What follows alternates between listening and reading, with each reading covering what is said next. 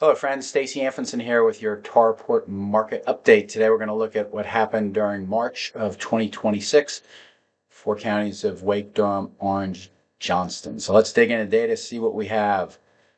Start off with end of month listing metrics. I like this. Pretty common graph I've shown for the last year or so.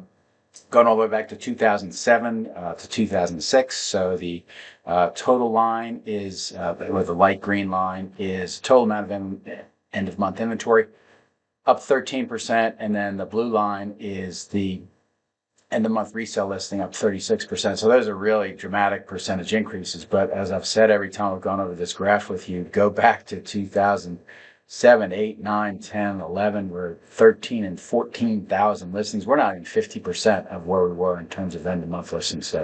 So we got a ton of runway to get back to that. All right, let's talk about sellers. I usually take this time to beat them over the head, but this time I'm going to say I look at these things, I'm going, hey, maybe they are getting realistic with their initial list price, obviously with the help of the listing agent. So take some time to look at this. The green bar on the left is the percentage of end of month inventory with a price drop. The dark blue bar is the percentage of end of month listings which have a current days on market above the days on market for the closed sales. And then the green line is the percentage of expired and withdrawn listings for those during the month. So if you look, and these are all Marches, this is March of 2020 through March of 26, and just look at the general trend for each of the bars, and it's downward. If you can see, if you look to the left in 2020 and 2021 and 22, you see there's a little bit more unrealisticness about what was going on in the market, and part of that was influenced by COVID. But if you look at these metrics, especially the last three Marches, they are trending downward, and I think that's a good sign. All right, March pending listings, we're up 18% compared to where we were March of last year, and NAR was said nationally was down 1.5%, so I'll take that as a W for our market. Hey, look again, March sold listings, we're up 7%, and NAR reports national down 3%. So I think it's good to remember how our market does, because the national metrics get reported and they become headlines, and people typically read headlines and they don't drill down to what's below there. So they're going to think that pending listings are down and sold listings are down because they are nationally. This is where you need to take this information and let your buyers and sellers know that we're doing better than national markets. Average days on the market, especially going up from 2022, where we're at 21 days up to 69 days now. That's a big increase. But once again, go back to 2007 through 2016. That's a long period of time where 69 days was not the average days on market. So we're kind of getting back to the normalized, which is 60 to 90 days for housing. So we'll continue to see if, I'm not sure this is going to go much higher than 69 days, but if you look at it from a normalized historical standpoint, it's really a 60 to 90 day period for average days on market. Months of housing supply, well, we did get back to a balanced market last month, but no, we dropped back down in March. So 3 months and less is characterized as a undersupply. 10 months and more is an oversupply.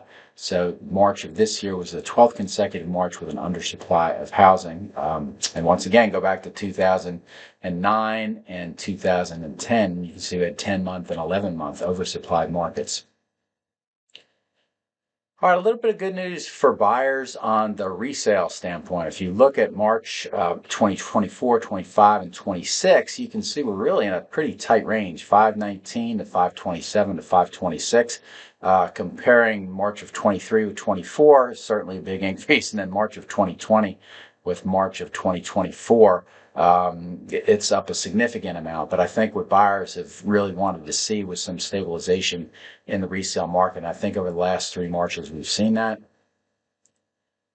And when you drop interest rates a little bit, what do you get from a monthly principal and interest standpoint? It's actually a 7% decrease. So you can make the argument that house prices got cheaper March of this year versus March of last year. And that's specifically due to house price metrics being stable and mortgage interest rates being lower this March compared to where they were last March. All right, some takeaways for you. Second week in February was the low point for mortgage rates, 5.98%. As of me doing this, it's 6.32. It doesn't seem like a lot, but it kind of is, especially if you're a first-time home buyer. That delta in mortgage rate increases can knock you out of a house altogether or could put you into a lower price bracket. Price drop listings, we're at 34%, and that's really in line with what national is. That's 35%. The local and pending sold districts are better than national, so that's really good. The March average resale sales price was stable over the past 3 months in March. I think that's good. Last month, I talked about gas prices, food inflation, and Iran war. All those things are still on the table. There are a segment of buyers that are angsty about that. Still to be determined whether the residential market will be impacted. But I would say just on the increase in the pending listings, so far they are not. So that's all I've got for now. I appreciate you checking in. Once again, we're in the appraisal business, mortgage, reload attorneys, sellers, buyers, estates. We have a lot of capacity for that. Subscribers to the TAR report and consulting on any residential project or house that you have in mind. There is the information for there. If you like this video, please click the like. There's ways to subscribe to this YouTube channel. And I appreciate all the support that you have given me, and best of luck the rest of this month. Thank you.